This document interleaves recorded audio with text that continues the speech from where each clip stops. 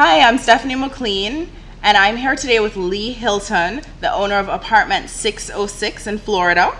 And we're here today for CUSP, presenting you the latest cutting-edge businesses all around the U.S. And we're connecting with entrepreneurs to share their story about how they started their business and how they became great success.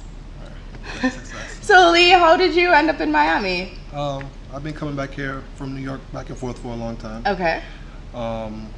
When the idea came up for us to probably do something like a business, originally we wanted to get like a condo in the design district, and we wanted to have this real like intimate, exclusive apartment where celebrities and some people come. That didn't work out. Like a showroom or kind of like more intimate than that? Yeah, because originally it was really about our line, which is called Human Violence. Okay. And that's an interesting name. Yeah, well, it's America, so you need some form of controversy. Got you. Okay, controversy sells, definitely. So, yeah, but besides that, so that was our main goal. We wanted to get a nice condo and build it out like a studio. And, you come there and you can see certain goods that we have, plus our own line. Okay. That didn't work out. Okay. So. And sometimes that happens. Not everything works as we want it to. Nothing worked. Yeah, stuff happens.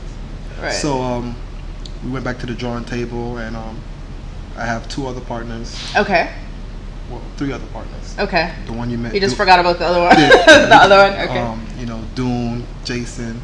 Okay. And G. You know what I mean? So what we decided to do is let's just take it a little bit bigger. Okay. They originally already have a company called Millionaire Minds Global. Okay.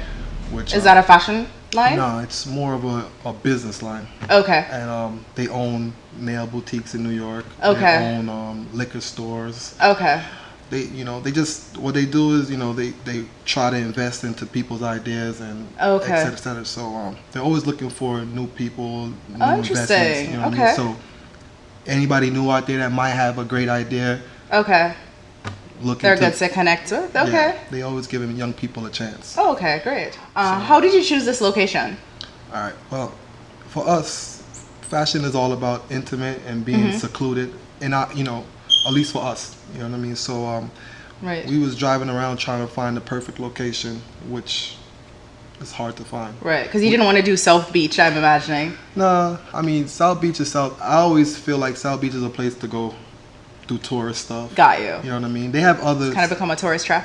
Yeah, and I don't know. I'm not fond of stores on South Beach. They do have some nice boutiques on the beach that's been there for a long time. They're established. But us being new, I think we have to come with something different. Got you. Okay. And then the design district is like fairly new.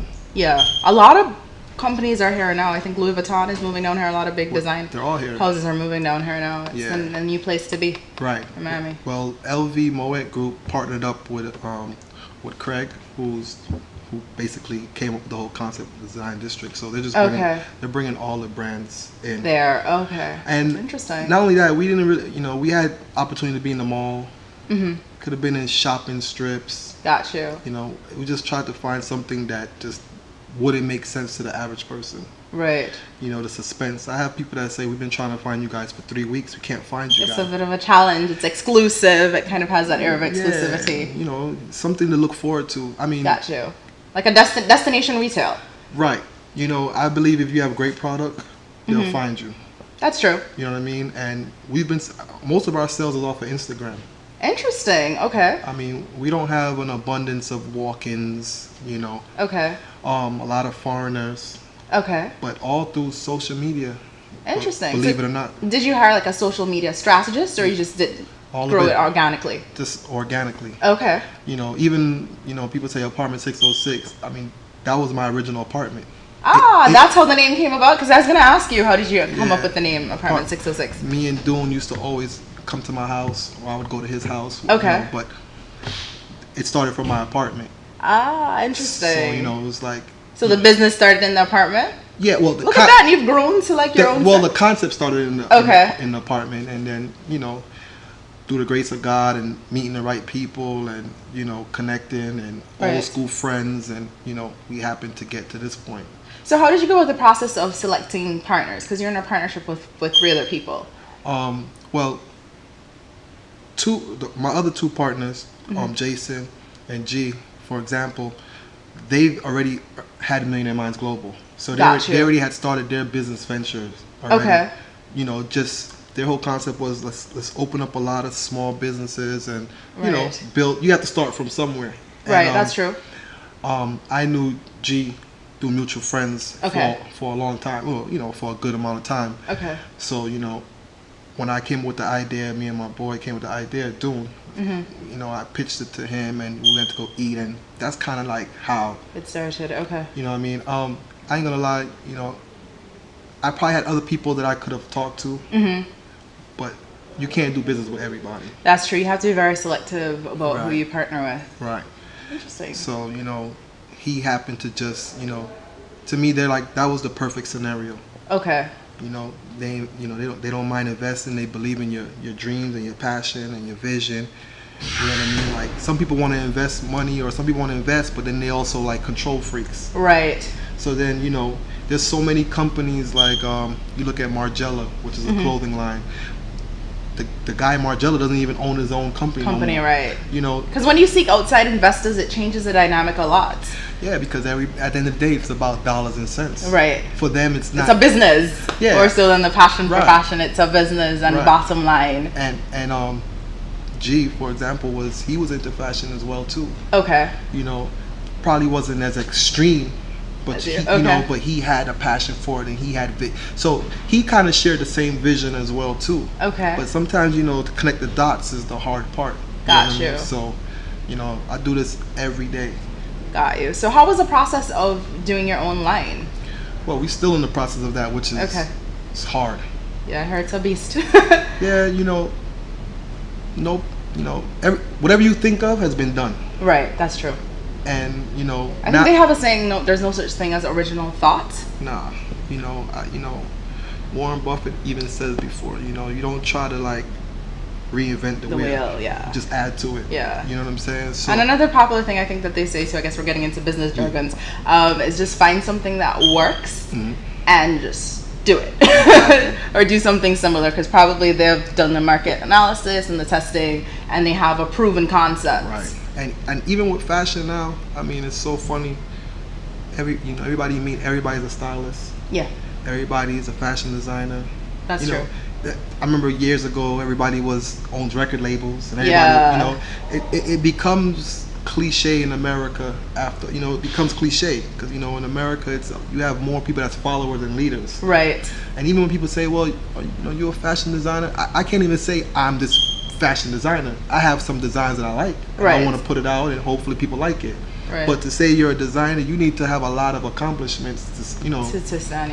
Yeah. But everybody has to start somewhere. Yeah. So what is the process of kind of going from I'm really interested in fashion to I'm going to open my own store and I'm going to start my own line? Well, how do we get from the idea to actual? Well, first of all, I mean, as far as clothing, I mean, I always had ideas of certain pieces that I wanted to make. There's always things that you see that inspire you, like, yo, you know what? I could have made those sweatpants. If I would have added a twist to it, maybe it'll look like this. So, you have that inside of you from a long time. You know what I mean? Right. And then the thought of just loving clothes so much, like I distress jeans. I could cut. I change colors. I can change the color. I've been doing that for a long time. On a small level. You know what I mean? So, as your mind keeps going, you're like, yo, I can do this one day. You know what I mean? But how the store is that I had started a line called Fresh. Okay. Which is like this super urban T-shirt brand. Was this in Miami or? Yeah, it was in Miami. Okay. And Fresh took off. I had two other dudes that was helping me, and it was blowing up. Gotcha. It was blowing up, and at that point I'm like, I want to do a real line. Got you. Okay. You know what I mean? But it's so hard, yo. Yeah, it is challenging. Yeah, it's so hard. And even now that I was just telling Doon, it seems like it doesn't even matter no more about the design of the clothes, the quality of the clothes. It's just like now it's to the point where it's like, who wears it? That's true, because I mean, with fashion, it tends to be a lot of getting in the right magazines, getting on the right celebrities. It seems to be a very big social media. Yeah. Everybody, you know, social. It's like who's wearing your clothes, right? You know, it's the gift and the curse of social media. Because social media, perception is everything. Right. People don't see you every day, so I can be whoever I want behind a computer. Right. You know what I mean?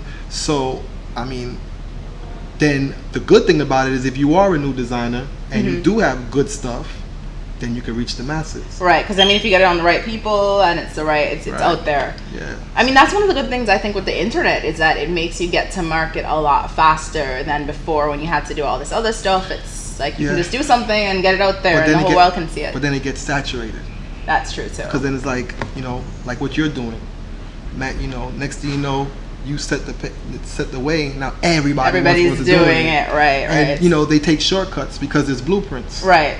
You know, you set the blueprint. Right. You know what I mean? So it's like, it's cool. It has its pros and its cons and everything. Definitely. So what do you do to stay competitive? Always try, like for us, you know, we always trying to find the new brand, the new designer. Okay. Another reason why we decided to do the boutique is because we had our own line, and we knew, as being new designers, the hardest part is getting your product placed in a store. How do people normally go about doing that? Are there brokers who get you? I mean, you can get signed up to agencies that go out there and, you know, they showcase. I mean, you do a lot of shows, a lot of, you know, not fashion shows, but like showcases at different places like Project and Magic and all these different places. Gotcha. Okay. But, you know, it's still a long shot. You know what I mean? It's like, if I make a black shirt, you know, they've seen 100 black shirts before. So, it's hard to kind of. So once again, you're back into the politics of the business and, you know, who's wearing your clothes. Right. I can make a shirt tomorrow. If Jay-Z wears it tomorrow, my shirt is instantly. So how do people get to like a Jay-Z wearing their clothes? Is it like a publicist or somebody that's? It's relationships. Okay, got you. You know, it's just you met me. Right. You might meet a guy tomorrow who has a great line. You're like, hey, you know what? I did an interview with Apartment606. Right. Maybe I can call him and see if I can get your line, and it's that whole networking then relationship you send it to thing. me. What if it's awesome? Right. I need that. So that, you know, so it's takes off. You know, it takes off like that. So your biggest challenge is getting your product in the right people's hands. Ah, got you. The only advantage that we had, why we did the boutique as well, is because obviously we're a boutique. Right. When you come to Miami, there's not that many shopping destinations at this point. Right. Multi-brand destinations. Right. Because there are a lot of stores. Like I know there's Bal Harbor, and there are a lot of stores that only carry their own designs. But not a lot of boutiques that have multiple designers. So I mean, since a little bit of time here, we've had a couple of celebrities coming here already. Okay. Pusha T, Fabulous, Future, Tiana Taylor. Got you. So that's what prompted your decision to come to Miami? Oh no! I mean, I've always been like back. The weather, the beach. No. I mean, my family for years always, you know, back and forth from you know, from New York to Miami. I mean, I've been out here for a while, you know. But I love New York though. Yeah, the barriers to entry seem to be a little bit lower here than in New York. Yeah. For starting, because New York seems to be so saturated with. Yeah, but you know what? It's New York. It's saturated, but there's so much more people. That's true too. So you know, if you have a, and it's very dense because it's so small. And you have, you know, we kind of like changing our views in the boutique to be more people friendly. Okay. Because you know, in the beginning, you know, me and Doon, we had this one you know, one perception of what we want the boutique to be, and the reality of it is that that's not reality in Miami per se. Right. You know, I'm always wearing all black. I'm into the real grunge look. I mean, that's not. No, it's that's not. That's not. It's sunny down here. It's not New York. Right. All you know morning. what I'm saying? But you know, you need bright colors. No, we can't do. You notice we don't have no colors in here. But oh no. But I mean, you know, it's to try to find that balance. You need to get like the Fiesta shirts with. Never. Can't do that. So. No. But I mean, it's a challenge. It's fun. It's a challenge, and it's good to have, you know, great people behind you. Yeah. Because, you know, we've made a lot of mistakes in business. You know, none of us owned a boutique before. Right. I never owned a clothing line before. How was that process of kind of learning from? I mean, it's, you know, it's just constant research. Okay. It's just constant asking questions, and it's just basically taking chances. I mean, we bought stuff that wasn't necessary. We got certain. The hard part for us is that, you know, technically, you know, we have like 3 businesses in one. Right. Not literally, but we do. Right. Because you have your boutique, which requires a whole different learning process. Right. Right. So you're talking about. That's retail. Retail, exactly. So you're talking about picking the right brands, right, the right marketing strategy, the whole 9. Now you're talking about your clothing line, which is a whole nother process. Right. Talking about sourcing fabrics, creating patterns, and right, marketing that. And then getting into stores. Exactly. But then now you're talking about your e-commerce. Right. Which is a whole nother business. People always think, oh, you have a business and you get a website. No, there's a whole strategy. It's a whole nother scenario with that. So, you know, it gets frustrating. Yeah. You know, it gets overwhelming, but that's part of the grind. That hopefully, you know, a couple of years you have a great success story. Right. You know what I mean? So, but you have to have great investors or great people behind you who are willing to give you the chance to kind of learn and try things, and not everything will work the very first time that you do it. Absolutely. I mean, we you know, we've invested some money and lost. Yeah. And how do you deal with that? I mean, you have to, you know, you got to go through it again. I mean, what, you know, the thing about it is we were all raw. Right. We all 4 of us had things that we were good at. You know, you have Jason, who has a great business background, you know, college, extensive, financial, like the whole, the models and the spreadsheets and the Excel. He's a monster. And all these scenarios and all that stuff. And it gets rough sometimes with the creative side, with that side, because, you know, some people see things in black and white, some people see things in an artistic form. Right. And sometimes art meets, you know, that world, sometimes you clash heads. But you need it to work. To keep you in check and to keep him You need it to work, you know. So what prompted your decision to only carry men's clothing? Well, we had women at first. Okay. Yeah, because I think women tend to be big shoppers. Well, that's the myth. That's a myth? Yeah, you know what I mean? I guess I was wrong. I guess from my experience, I mean, we had women and we had men starting off. Okay. Figured our sales were so much stronger for men. Oh, okay. Because, I mean, women come, they look, you know, it's so much aspects to women clothing. Right. You know, I remember, you know, women come in here, oh, you know, my butt looks small in this. Right. Oh. We always think there's something wrong with how we look. Yeah, you're never. Is my hair okay? Yeah, you know, high waist, low waist, skinnies, this. So it's we're not ready for that yet. Got you. Yeah, there's so much diversity in the lines that you carry. Right. And so men, it's easier. It's like what, trousers and shirts.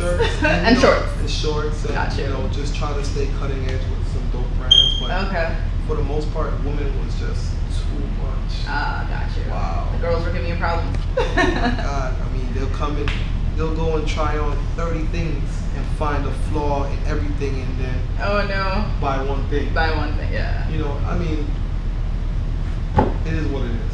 Got you. But then again, they're, you know, where is there a destination for a man to go to and just feel like he has opportunity just to shop? Yeah, I mean, not many, so I think you're in on a good niche there. Okay, well, greatly, thank you so much for joining us today. It was a pleasure talking to you. You too.